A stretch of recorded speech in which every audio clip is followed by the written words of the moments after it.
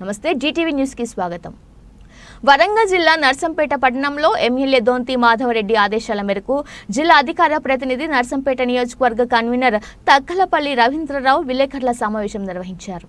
ఈ సందర్భంగా వారు మాట్లాడుతూ పార్లమెంట్ ఎంపీ అభ్యర్థిగా శుక్రవారం రోజున మహబూబాబాద్ అభ్యర్థి ఎంపీ కాంగ్రెస్ పార్టీ అభ్యర్థి పోరిక బలరాం నాయక్ నామినేషన్ దాఖలు చేయుచున్న సందర్భంగా ముఖ్య అతిథిగా తెలంగాణ రాష్ట్ర ముఖ్యమంత్రి రేవంత్ రెడ్డి విచ్చేయుచున్నారు.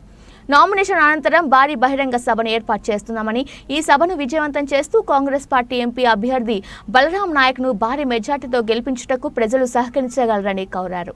ఈ కార్యక్రమంలో ఓర్సు తిరుపతి, కౌన్సిలర్ వేముల సాంబయ్య గౌడ్, ఎలకంటి విజయ్ కుమార్, గాజుల రమేష్, దండం రతన్ కుమార్, బాబా తదితరులు పాల్గొన్నారు.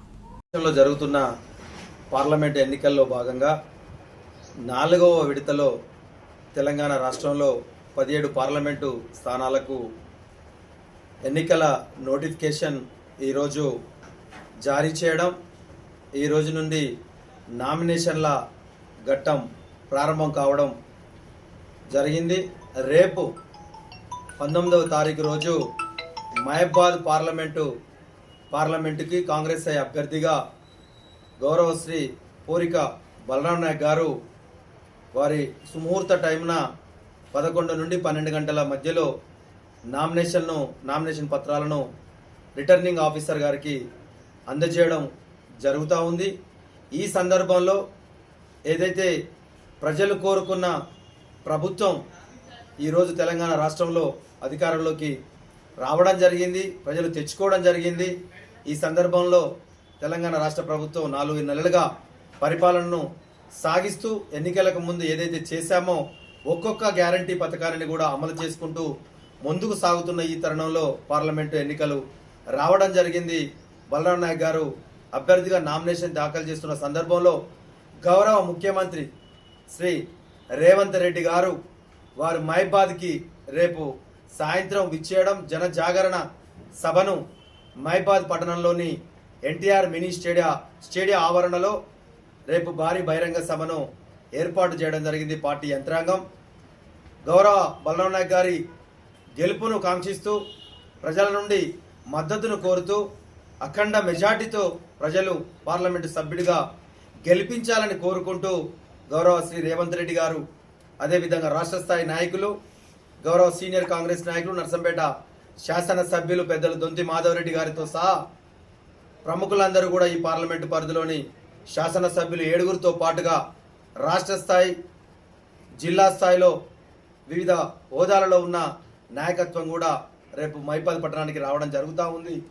కాబట్టి తప్పకుండా ఈ యొక్క ఏదైతే మేము కాంగ్రెస్ పార్టీ ఆశించినామో, ప్రజలు కోరుకున్నారో అదే రీతిలో పాలన సాగుతుంది. కాబట్టి ఈ యొక్క పాలన మరింత ప్రజలకు సంక్షేమ ఫలాలు, ఆర్థిక ఫలాలు అందాలి అంటే కాంగ్రెస్ పార్టీ అండగా నిలవాల్సిన బాధ్యత ఉన్నదని చెప్పి తెలంగాణ రాష్ట్ర ప్రజలు గుర్తిస్తూ ఈ పార్లమెంట్ ఎన్నికల్లో కూడా 17 పార్లమెంటు స్థానాలకు 12 నుంచి 14 పార్లమెంటు స్థానాలు తప్పకుండా కాంగ్రెస్ పార్టీ గెలవబోతుందని ఇప్పటికే సర్వేలు చెబుతూ ఉన్నాయి.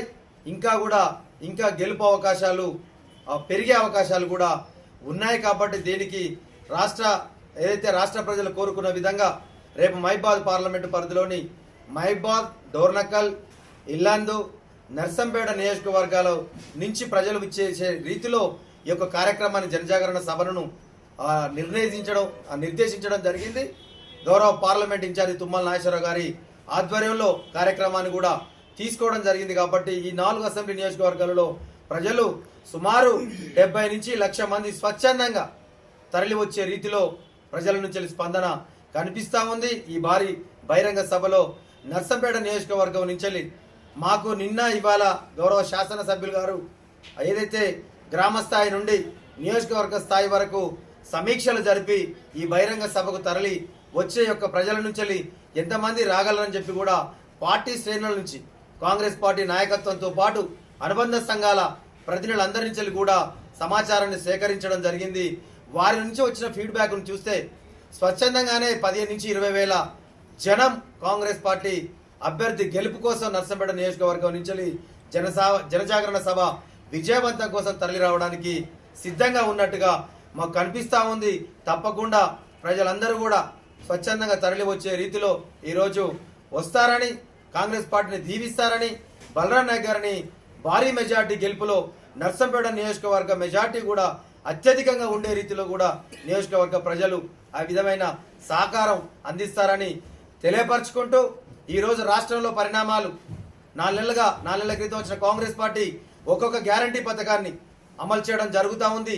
మహిళలకు ఏదైతే ఉచిత బస్సు ప్రయాణం కానివ్వండి, లేక గ్యాస్ కానివ్వండి, లేక కరెంటు జీరో బిల్లులు కానివ్వండి, తర్వాత ఆగస్టు 15లో ఏదైతే 2 లక్షల రుణాల మాఫీ కానివ్వండి, 2 లక్షల రుణమాఫీని కూడా ఆగస్టు 15 నుంచి అమలు చేయబోతాను కూడా చెప్పడం కూడా జరిగింది.